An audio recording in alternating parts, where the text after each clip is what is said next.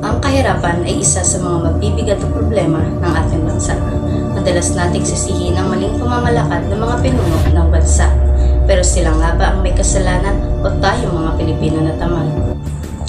43% o tinatayang 11.3 milyong pamilya sa bansa ang itinuturing na mahirap sa unang quarter ng 2023 batay sa resulta ng March 2023 Octa First Quarter Survey. Nalululong sa masamang bisyo. Isa rin sa mga dahilan ng kahirapan sa bansa at pati na rin sa ibang panig ng mundo ay ang masamang bisyo. Ang pag-inom ng labis na alak at paggamit ng sigarilyo ay nakakasira ng ating kalusugan, pamilya, kabuhayan at lalo na sa kinabukasan ng individual. Sa halip na nagiging produktibo ang isang tao sa kanyang trabaho o pag-aaral, nauubos ang pera at oras niya dahil sa masamang bisyo. Ang resulta ay wala silang maiuwing pera sa kanilang pamilya dahil sa labis na pag-inom ng alak, paggamit ng sigarilyo at pagsusugal.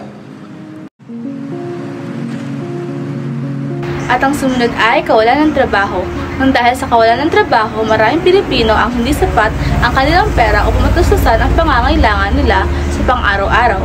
At karamihan sa mga tao ay nangangailangan na ikaw ay nakapagtapos ng pag-aaral upang ikaw ay matanggap dito. Maraming Pilipino ang hindi nakapagtapos sa pag-aaral kaya na lamang marami ring Pilipino na hirap pumasok sa mga trabaho. At ito ang nagiging sanhi ng kanilang kahirapan.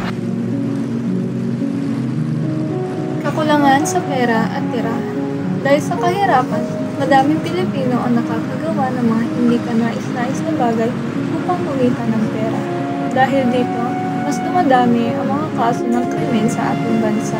Hindi lamang iyon, marami sa ating mga kababayan at tuluyan ng nabaon sa kahirapan at mas pinili na lang na tumira sa mga kalye, espero, tulay, parke, o kaya naman kung saan lugar na maaari nilang pahinahan.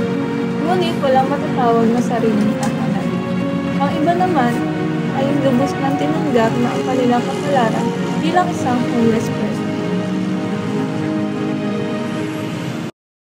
Pagkakaroon ng mababang antas ng edukasyon.